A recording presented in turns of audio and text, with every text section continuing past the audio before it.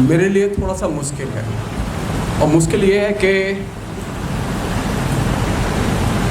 मैं जब 79 में JNU आया तो मेरी जिन लोगों से मुलाकात हुई उनमें सीताराम येचुरी भी थे। मैं सोशल मीडिया वैसे बहुत लिखता हूँ, लेकिन जिस दिन सीताराम की डेथ हुई आज तक मेरी उस पर लिखने की हिम्मत नहीं हुई। मैं कल्पना ही नहीं कर सकता कि जब स्टूडेंट्स यूनियन के प्रेसिडेंट इतने मिले और सीताराम उसमें ना हो, मैं कल्पना ही नहीं कर सकता।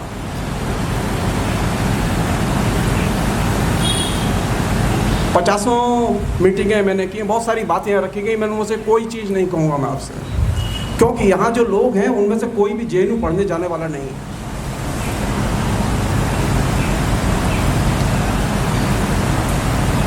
मुझे जो लगता है वो ये कि सीताराम की जो सबसे बेहतरीन कंट्रीब्यूशन है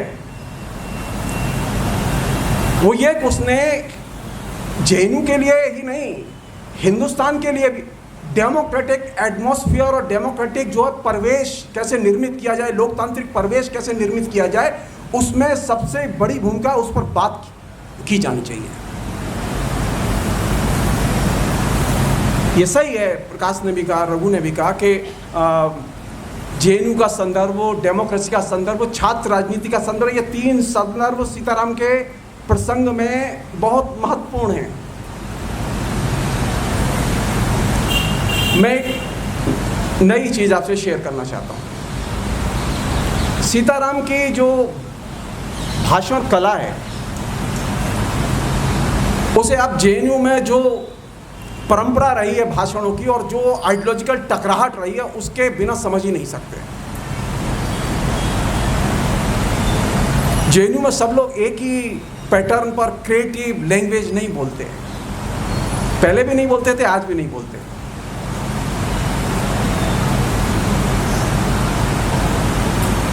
मेरा मानना है कि जो हिंदुस्तान के 5 बड़े अच्छे बेहतरीन जिनके भाषण कला के मास्टर, उनमें एक सीताराम। और क्यों? क्योंकि ये जो क्रिएटिव एक्सप्रेशन भाषण कला में, लगातार इलेक्शन मीटिंग में और दूसरी मीटिंगों में हम लोग साथ जाते थे। सीताराम की स्पीच में कभी भी लोकल इशू गायब नहीं होता था और कभी ग्लोबल इशू गायब नहीं होता था।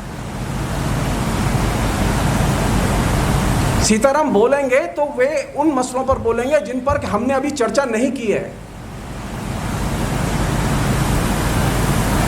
जो जिनके पास में क्रिएटिव वक्तृता शैली है वे लोग इसके मास्टर होते हैं कि वे नए की खोज करते हैं कि कौन सा ऐसा नया मसला खड़ा किया जाए जिस पर कि ये छात्र गोलबंद हों। और हम लोग इंतजार करते थे कि सीताराम आएंगे आज तो आज कुछ नई बात होगी। और स्टाइल ये थी, यहाँ जो लोग हैं उसमें कुछ लोग तो चूँकि साथ हम लोगों ने काम किया है तो वो लोग जानते हैं, 9:30 बजे मीटिंग है, 10 या 15 मिनट पहले हम लोग मिलते थे। यहाँ सभी लोग हैं जो कि SFI में रहे हैं, 15 मिनट से ज़्यादा नहीं होता था किसी के पास में। और 15 मिनट में रघु को ये बोलना है, मुझे ये बोलना है, सीता को ये बोलना है, 4-5 जो लोग हैं उनके बारे में क्या है वो ऑन द स्पॉट विषय सजेस्ट किया जाता था। ऐसा नहीं कि पहले से हम तैयारी करके आए हैं। और इसका एक फ़ायदा निकलता था कि जो लोग वहाँ पार्टिसिपेट कर रहे थे उनमें एक प्रतिस्पर्धा थी। और मैं इस बात को क्यों कह रहा हूँ कि क्रिएटिव वक्तृता शैली एक बहुत बड़ा गुण है। नेता तो बहुत हैं, बड़े बड़े धाकड़ नेता हैं। मैं सिर्फ एक शब्द ऐड करना चाहता हूँ और अपनी बात खत्म कर दूंगा। सीताराम येचुरी डेमोक्रेसी का लीडर नहीं था। डेमोक्रेसी तो हमें मिली हुई थी, वो डेवलप डेमोक्रेसी की बातें करता था। वो जहाँ थी लोकतंत्र, जहाँ था विश्वविद्यालयों में लोकतंत्र, जो एटमॉस्फेयर था विश्वविद्यालय में, उसके आगे विकसित किया गया था जवाहरलाल नेहरू विश्वविद्यालय को। हमें डेमोक्रेटिक यूनिवर्सिटी चाहिए थी और उस यूनिवर्सिटी में डेमोक्रेटिक रिलेशन चाहिए थे। वो शिक्षकों के साथ में होंगे छात्रों के रिलेशन, वो कर्मचारियों के साथ होंगे छात्रों के रिलेशन, वो छात्रों के एक दूसरे के बीच में होंगे और छात्रों के पास में लोकतांत्रिक चेतना अर्जित करने का प्रवेश होगा। छात्र संघ के चुनाव तो पूरे देश में होते हैं, उस समय भी थे, बड़े बड़े धाकड़ नेता थे। लोकतांत्रिक प्रवेश, और लोकतांत्रिक प्रवेश में एक नए किस्म की लोकतांत्रिक परिभाषा, वो परिभाषा क्या थी? हम मुख्य धारा के लोकतंत्र से अलग हैं, हम उससे विपरीत चलते हैं। रिवर्स वेव की तरह हमने डेमोक्रेसी को डेवलप किया और उसकी वजह से जेएनयू आज भी यूनिक नजर आता है। जेएनयू इसलिए बहुत अच्छा नहीं है कि यहाँ पर डेमोक्रेसी है, डेमोक्रेसी तो अनेक और दूसरी जगह भी मिल जाएगी। मैं जिस समय स्टूडेंट्स यूनियन का प्रेसिडेंट था, पूर्वी जर्मनी के छात्रों का एक डेलीगेशन आया था 40 लोगों का। उनको ये जान के आश्चर्य हुआ कि छात्र अपने चुनाव स्वयं करते हैं, अपने आप स्वयं करते हैं, उनके साथ कोई प्रशासन नहीं है। समाजवादी देश, वहां पे भी ये व्यवस्था नहीं थी। लोकतंत्र में छात्र संघ कैसे हों, और वो छात्र संघ का मॉडल प्रचलित सभी छात्र संघ के मॉडलों से अलग था, जिसे हम लोग कहते हैं विकसित लोकतंत्र। और वे विकसित लोकतंत्र इसलिए महत्वपूर्ण है क्योंकि वो मुख्य धारा की जो चीजें थी उनके एक विपरीत दिशा में जाते थे हम लोग। जो सत्ता कह रही है, जो प्रचलन में है, जो डेमोक्रेसी कह रही है, उसी की बात सारी अनुकरण करना, ये तो एक तरह से लोकतंत्र की का फेटिसिज्म है, उसका जड़ पूजावाद है, देवता बनाना है। हमारे लिए देवता बनाने वाली चीज नहीं थी डेमोक्रेसी, और यही चीज सीताराम येचुरी की सबसे महत्वपूर्ण चीज थी कि डेमोक्रेसी का जो फेटिसिज्म है, जो हम लोगों के जहन में बैठा हुआ है, हमने सोचा ही नहीं कि डेमोक्रेसी का जो फेटिसिज्म है, पूजा भाव है, वो किस तरह से करप्शन पैदा कर सकता है और अधरायवाद पैदा कर सकता है। इमरजेंसी आई तो, और अभी भी डेमोक्रेसी से आए हैं नहीं। हम उस डेमोक्रेसी के नुमाइंदे हैं, उसको रिप्रेजेंट करते हैं जो मुख्य धारा से विपरीत है। और अंत में पता नहीं आप लोग कैसे लेंगे, हंसी की बात है लेकिन बड़ी अच्छी बात है। मैं ज्योतिष पढ़ के आया था, तो एक दिन हमारे सीताराम ने कहा कि यार ये रेवोल्यूशन कब होगा, इसकी कोई तारीख बता सकते हो? सोच सकते हैं आप, मतलब सेंस ऑफ ह्यूमर।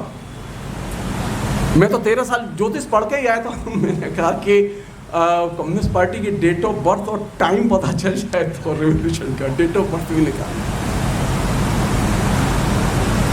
सामान्य सी चीजें, सामान्य से लोग वो नाम से, पते से, कहाँ रहते हैं। और मैं नहीं जानता कि मैंने अपनी छात्र जीवन में मैंने किसी छात्र नेता को नहीं देखा।